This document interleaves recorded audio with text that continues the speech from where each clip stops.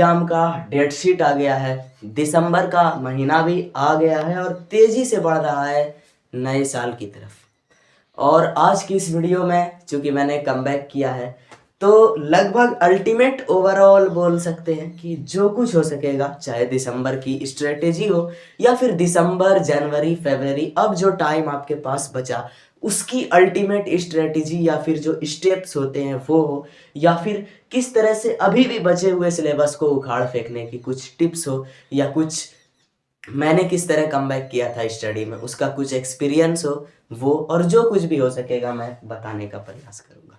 तो आप लोग धैर्य के साथ देख सकते हैं। सबसे पहली चीज, सबसे फर्स्ट स्टेप, अभी के अभी अगर आप वीडियो देखने के जस्ट बाद ये काम करना चाहें तो कीजिए, पहले वीडियो देख लें। तो पहला स्टेप आपको क्या करना है, इस पूरी वीडियो के बाद एक बिल्कुल ही ब्लैक, यानी कि ब्लैंक बोलते हैं, मतलब ब्लैक नहीं, पूरा प्योर वाइट टाइप का सादा पेपर ले लेना है, एक पेज। उस एक पेज में या फिर आप जितना भी पेज ले सकते हैं, रिपोर्ट बनाएं अपने अभी के करंट रिपोर्ट, आपका क्या हालत है स्टडी में, ठीक है। यहाँ पर आप क्या लिखेंगे, यहाँ पर आप लिखेंगे कि मान लीजिए कोई सब्जेक्ट है, एग्जाम्पल आप सब्जेक्ट वाइज जैसे फिजिक्स लिखते हैं, तो इसमें आपका कितना चैप्टर बाकी है, ठीक है, और इसमें आपका कौन कौन सा पोर्शन कमजोर है। इसी तरह से केमिस्ट्री, इसी तरह से बायोलॉजी, मैथमेटिक्स, हिस्ट्री, पॉलिटी, जो भी आप यहाँ पर अपना मूल रूप से सिलेबस का रिपोर्ट बनाएं। और जब आपको दिख जाए कि हाँ मेरा इतना इतना चैप्टर बाकी है, तो अब आपको क्या करना है कि अब आपको पता चल चुका है मेरा इतना चैप्टर बाकी है। मैथ में आप विशेष कर ये ध्यान रखें कि ये जरूर लिखें कौन सा चैप्टर आपका वीक पोर्शन है, कौन सा स्ट्रांग है, ठीक है।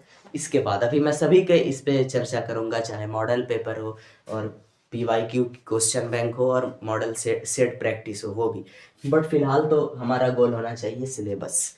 इसे अगर आप कंप्लीट कर लेंगे तो ये आपके लिए बहुत बड़ा जो है बेनिफिट है, बहुत बड़ा प्रो पॉइंट है आपके लिए, प्लस पॉइंट है। इसके बाद आपको क्या करना है कि जब आप ये चीज़ें कर ले तो सबसे पहले स्टार्ट करना है आपको अपने सिलेबस को फिनिश करना, यानी सबसे पहले ये मान ले कि बैकलॉग जैसी कोई चीज़ इस वक्त जब आपका एग्जाम कुछ महीनों के बाद है तो एग्जिस्ट नहीं करती है, ठीक है। ये आपके लिए इसको खत्म कर देना है। क्यों? क्योंकि अब आपका जो एग्जिस्ट करता है सिलेबस रिपोर्ट के अकॉर्डिंग वो यही है कि आप कितना इफिशियंसी के साथ इसमें आप क्या स्ट्रेटेजी बनाएं कि अपने सिलेबस को फिनिश करें। आपके टीचर में, आपके टीचर का सिलेबस कहाँ जा रहा है, आपके संस्था का सिलेबस क्या है, अगल बगल के कुछ स्टूडेंट्स का सिलेबस क्या है, किसी और का सिलेबस क्या है, कोई मैटर नहीं करता। जब आप उन सब की तरफ देखेंगे तब आप खुद की अपेक्षा में इसे बैकलॉग कहेंगे, लेकिन जब आपको उधर से कोई मतलब ही नहीं है तो आपके लिए बैकलॉग एग्जिस्ट नहीं कर रहा है। आपके लिए सिर्फ और सिर्फ अपना पढ़ाई है और बोले कि आप अपने तरीके से जा रहे हैं और इस तरीके से आपको प्लानिंग करनी है। आज मान ले दिसंबर का 4 तारीख है शायद, तो जैसे 4 से स्टार्ट करें, 4, 5, 6, 7, 8, 9, पूरा 31 दिन जो दिसंबर का होता है वो पहले लाएं।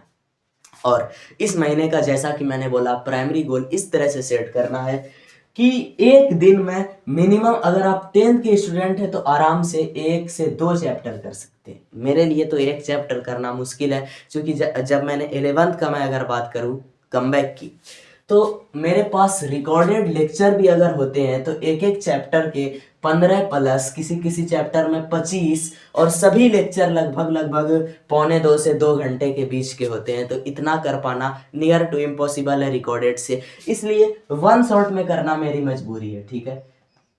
और वन शॉट भी कैसे होते हैं भाई, 7 घंटे के, 9 घंटे के, 6.5 घंटे के, इतने घंटे के। तो ये तो हमारा रूट अलग है, लेकिन अगर मैं अपने ही अकॉर्डिंग आपको बताऊं तो आपके पास जो 10th में ऑप्शन है वो सबसे बड़ा हथियार है रिकॉर्डेड। लेक्चर कम हो या ज्यादा हो, इतना रिकॉर्डेड में, यानी कि मेरा रूट पूरा अलग है भाई। मेरा अगर रिकॉर्डेड में करने जाऊं या वन शॉट भी करने जाऊं तो हर मतलब कि क्वेश्चंस का जो न्यूमेरिकल बहुत अधिक होता है, चूंकि 11th में, और 10th में क्या है, थियोरी बहुत अधिक होता है। तो थियोरी तो आपकी इफिशियंसी पर है, आप कितना ज्यादा कर ले। एक दिन में 10 लेक्चर भी करना पॉसिबल है, मैंने खुद किया हुआ है, ठीक है। मैंने खुद लगभग 9 लेक्चर एक दिन में कर लिया था, जब 2023 की बात है, जब खत्म करना था। तो अगर आप सोच लेंगे और एक फिक्स गोल बना लेंगे कि मुझे आज ये चैप्टर फिनिश करना है, तो आप रिकॉर्डेड के कितने भी लेक्चर से कर सकते हैं। 10th में है ही क्या, थ्योरी वाला पोर्शन है आराम से। लेकिन अगर आपके पास एक अच्छा वन शॉट है, एक अच्छा वन शॉट बोले तो जिसमें आपको बहुत स्पीड से नहीं भागा जाए, बल्कि नॉर्मली आराम आराम से ऐसे पढ़ाया जाए जैसे कि कोई फर्क नहीं पड़े। आप रिकॉर्डेड नहीं भी देखें तो मतलब ऐसा, आपने अगर मेरा वो भारत में राष्ट्रवाद वाला लेक्चर देखा है लाइव में, तो आप समझ पा रहे हैं कैसा वन शॉट की मैं बात कर रहा हूँ।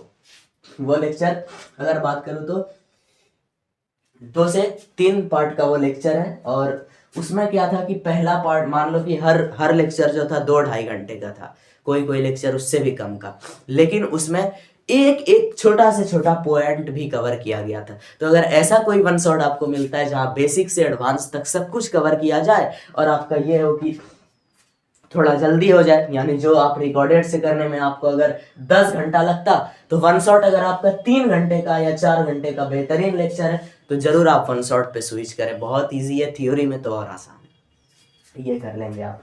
लेकिन आपको किसी भी हाल में ये टारगेट जरूर बनाना है कि आप जो सिलेबस अभी भी बाकी है इस वेट को कैरी करें भाई। अगर आप लोग अभी भी केवल इंपॉर्टेंट चैप्टर के चक्कर में है, ध्यान से सुनिए, आप छाट सकते हैं। जैसे कि कोई चैप्टर मान लीजिए बहुत इंपॉर्टेंट है, वो तो जनरली आपने किया होगा, अगर नहीं किया तो उसे आप पहले करेंगे, वो जरूर है। लेकिन कोई चैप्टर इंपॉर्टेंट नहीं है, उसको भी पूरी तरह से छोड़ देना, ये बहुत गलत बात है एक टॉपर के लिए, ठीक है। आपके पास जब तक टाइम है, अंतिम टाइम तक आपका गोल हर हाल में सिलेबस को पूरा करना होना चाहिए। क्योंकि कहाँ से क्वेश्चन ट्रेंड दे दे भाई। अभी का ट्रेंड जो है ना, जब से 21 के बाद से जो पैटर्न डबल हुआ है ना, इसका ट्रेंड हम लोग बोलते हैं अनफिक्स ट्रेंड। मतलब कि फिक्स तो चीजें होती हैं, लेकिन बहुत बार क्या देखा गया, जैसे आप हिस्ट्री का एग्जांपल ले लो। हिस्ट्री का जो चैप्टर नंबर 5 था या चैप्टर नंबर 7 था, ये सब चैप्टर बिल्कुल यूजलेस माना जाता था कि इस चैप्टर को नहीं भी पढ़ोगे तो कोई डाउट नहीं है, मतलब कोई दिक्कत नहीं होगा। लेकिन अगर आप 2023 के पेपर का और 24 के भी किसी शिफ्ट का अगर आप लोग एनालाइज करेंगे, तो आपको पता चल जाएगा कि इस दोनों चैप्टर से ही इतने क्वेश्चन पूछे गए हैं जो बनाने में आधे से ज्यादा आपके पुर जाते हैं, यानी आधे के करीब पुरते हैं। तो आपको कभी भी यहाँ पर कहीं से भी उठा के दे सकता है। तो जब तक आपके पास टाइम है, इस चीज को दिमाग में बैठा लीजिए कि चाहे वो चैप्टर इंपॉर्टेंट हो, चाहे वो चैप्टर यूजलेस हो, अगर मेरे पास टाइम है तो मेरा प्राइमरी गोल यही होना चाहिए कि किसी भी तरह मैं उसे भी पढूं, यानी अपने सिलेबस में कोई रिस्क नहीं लेना है, 100% करना है ये। और इसके लिए मैंने आपको वो रिपोर्ट बना के डेली का टारगेट बनाइए, मिनिमम 1 चैप्टर होना चाहिए, और जितना ज्यादा चैप्टर एक दिन में कर सकते। अगर आपके पास बहुत पीक तरीके से आपको अपने सिलेबस को आगे करना है ना, तो फिलहाल के लिए रिवीजन वाले पोर्शन को कुछ ज्यादा दिन नहीं, 15 दिन के लिए सही स्टॉप कर दीजिए और टारगेट बना लीजिए कि इसमें से भाई मेरा एक ही गोल होना चाहिए, चैप्टर करना, लेक्चर करना, नोट्स बनाना, लेक्चर करना, नोट्स बनाना। और लगभग ज्यादा दिन के लिए रिवीजन स्टॉप नहीं कीजिए, कुछ दिन के लिए ऐसा करिए। एक बार अगर आपने पूरा सिलेबस कर दिया तो फिर आप बहुत आसानी से रिवीजन कर सकते हैं। और अब बात करता हूँ जिन लोगों का सिलेबस लगभग हो चुका है या कुछ बाकी था, तो सबके लिए हो गया होगा। हाँ, तो आपको यही गोल रखना है कि दिसंबर यानी नया साल होने से पहले आपका 100% सिलेबस हो जाए। इस टाइप का कुछ गोल आपको सेट करना है। अब बात करता हूं मैं रिवीजन पे ऑलरेडी मैंने कई वीडियो बनाया है, पर देखिए अगर आपका रिवीजन नहीं होगा तो आप सिलेबस पूरा कर लें, नोट्स पूरा कर लें, कुछ भी कर लें, लेकिन आपको रिवीजन में अगर गलती है तो ये आपके लिए बहुत बड़ा दिक्कत वाला पॉइंट है। रिवीजन में अब आपके पास टाइम बहुत कम है कि आप आंसर राइटिंग से रिवीजन कर सके। यानी होता है ना कि जो कुछ याद है बस लिखते जाओ, राइटिंग भी सुधरेगा, रिवाइज भी होगा। तो ये जिन लोगों के पास टाइम है, जिनका सिलेबस पूरा है, उनके लिए है।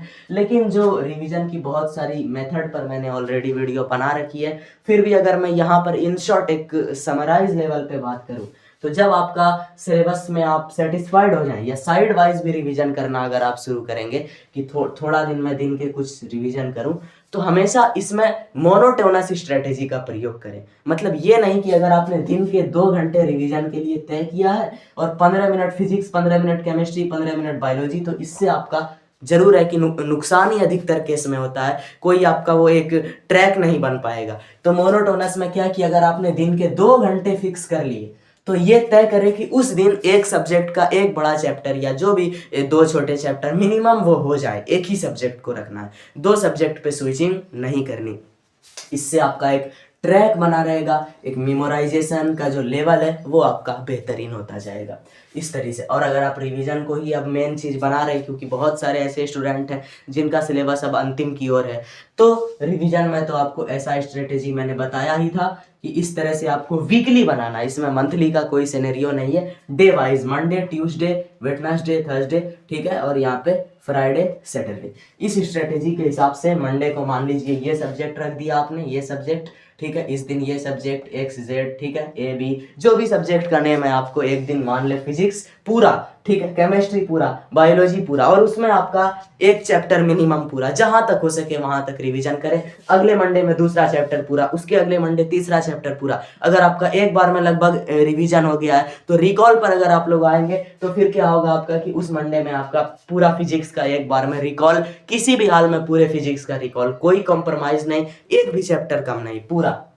इस तरह से। तो ये किस तरह से मैनेज करना है, आप लोग मेरे चैनल पर जो लेटेस्ट नया वाला रिवीजन का वीडियो अपलोड है, अक्टूबर में हुआ था शायद या सितंबर में, उसको आप लोग देख सकते हैं। बहुत डिटेल में मैंने समझाया था कि किस तरह से आपको ये स्ट्रेटेजी अपनानी है।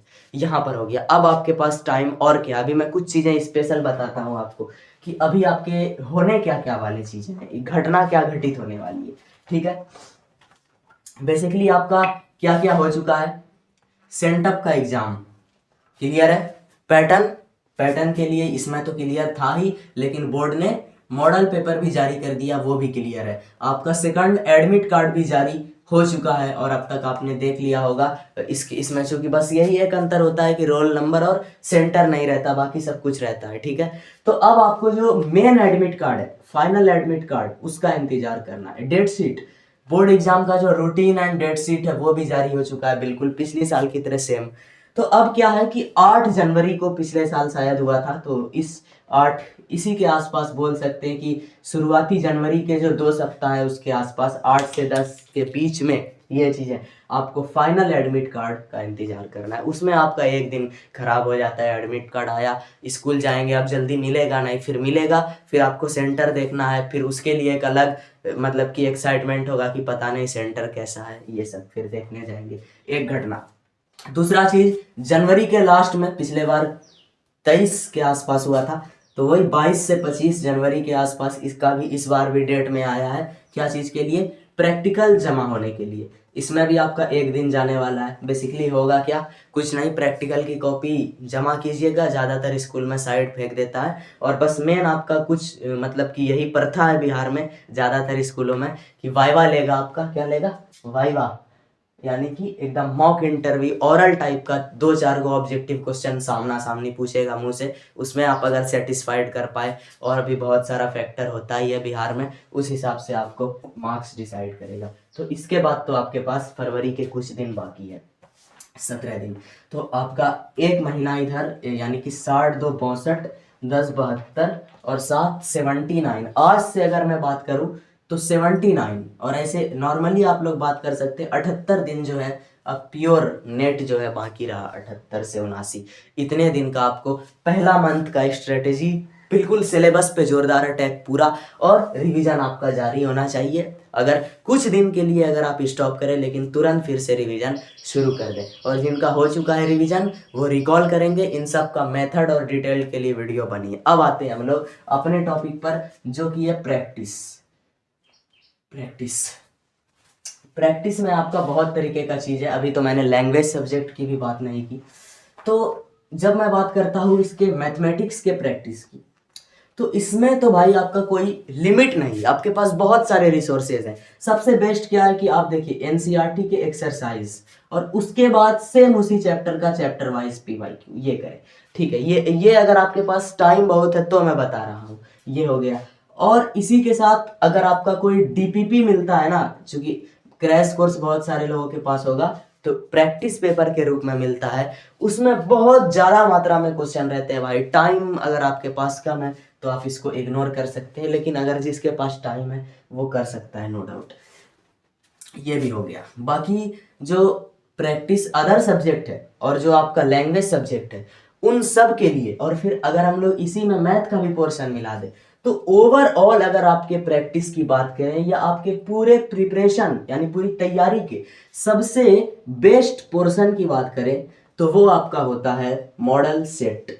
मॉडल सेट देखिए, जब से 26 का जारी हुआ है मॉडल पेपर, एक अलग ही क्रेज आ गया है, लेकिन इस क्रेज में आपको बह नहीं जाना है। आप खुद, आपको अगर भरोसा नहीं है तो आप देख लें कि 25 वाले मॉडल पेपर से 25 के फाइनल में कितना टकराया, 24 वाले मॉडल पेपर से 24 के फाइनल में कितना टकराया, तो आपको खुद इसका जो वैल्यू है उसका अंदाजा हो जाएगा। लेकिन इसका जो पिछला मॉडल पेपर है, जैसे अभी 26 का जारी हुआ, तो 26 तो लगा लीजिए, अच्छी बात है, लेकिन पीछे का जो है 25, 24, 23, 22, 21, इतने साल का मॉडल पेपर आपको जरूर करना है। और मॉडल सेट लगाने के क्रम में आपको ईयर वाइज क्वेश्चन बैंक, बोले तो अगर आपके पास पेपर ही है ना ओरिजिनल बोर्ड एग्जाम का 2025 का, 23 का, 24 का, तो उसी को लेके बैठ जाए और उसमें जो मजा आएगा वो बहुत नेक्स्ट लेवल है। लेकिन जिसके पास ईयर वाइज है तो वो ईयर वाइज से भी मिनिमम 21 से 25 मिनिमम, ठीक है, उससे पहले लगाने का कोई फायदा नहीं है। उससे पहले लगाने का बस यही फायदा है कि क्वेश्चन और प्रैक्टिस मिलेगा। लेकिन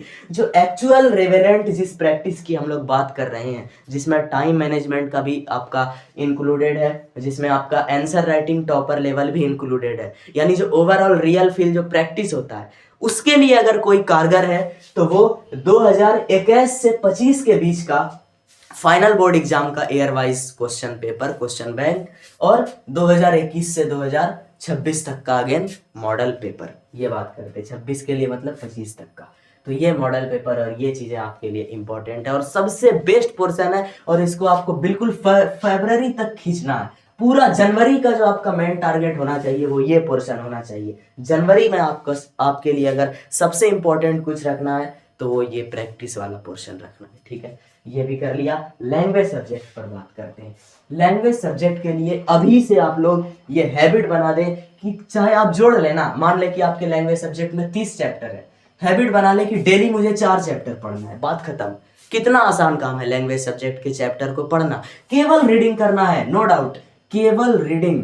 आप एक हैबिट बना ले, डेली मैं 4 चैप्टर रीडिंग करूंगा। आप कितने दिन में, आप मान लीजिए कि 7 चौके 28, ठीक है, लगभग आप एक हफ्ते का राउंड बना लें कि 8 दिन के अंदर मैं एक लैंग्वेज सब्जेक्ट का पूरा फिनिश रीडिंग कर दूंगा। और अब अभी से लेके फरवरी तक में कितना बार ये 8 दिन वाला हफ्ता आएगा वो कैलकुलेट करके अंदाजा लगा लें कि आपको इससे कितना बेनिफिट होगा। जिस दिन आपको लैंग्वेज सब्जेक्ट के लाइन बाय लाइन पर कमांड हो गया, उस दिन आप उस चीज से निकल जाएंगे जो आप भटकते हैं ना। लैंग्वेज सब्जेक्ट का कोई क्वेश्चन आ गया, अब कंफ्यूजन है, पता चला आपने क्वेश्चन बैंक में आंसर की खोजा, वो गलत निकल गया, वहां गए किसी दूसरे गेस्ट पेपर में, उसका आंसर की गलत निकल गया, मॉडल सेट वाला आंसर की गलत निकल गया। अरे तो सही आंसर की कैसे पता चलेगा? अगर आप इतना भटकने की बजाय किसी दिन किताब के पन्ने से आंसर निकालना सीख गए तो उस दिन आपका वो सबसे सही और एक्यूरेट आंसर आएगा। और ये वही आंसर है जो बिहार बोर्ड जारी करता है, यानी बिहार स्कूल एग्जामिनेशन बोर्ड जो आंसर की जारी करता है, लैंग्वेज सब्जेक्ट हो या कोई भी सब्जेक्ट हो, वो ऑफिशियल बीटीपीसी एससीईआरटी का जो बुक है उसके लाइन के अकॉर्डिंग, उसमें जो छपा हुआ आंसर है उसी के अकॉर्डिंग जारी करता है। भले ही उसमें कोई कैसा भी छप गया हो, लेकिन आंसर उसी के अकॉर्डिंग जारी होगा। और अगर आप आपत्ति जताएंगे, मतलब कि जो ऑप्शन देता है आंसर की मैं अपील, आपत्ति करने का कि मुझे शक है कि ये आंसर गलत है, संदेह है, तो आपत्ति के लिए जो मूल शर्त है वो भी यही होता है कि आप प्रूफ कर दो कि एससीईआरटी के बुक में किस पेज नंबर पर वो आंसर लिखा है, तभी वो मानेगा, नहीं तो नहीं। तो यही तो बेनिफिट है आपको बुक को रीड करने का। कि यही टिप्स थी आज के लिए, ठीक है। अब उम्मीद है धीरे धीरे करके इस तरह से मैं रेगुलरिटी बनाने का प्रयास करूं और आप लोग इस तरह से स्ट्रेटेजी लगा सकते हैं।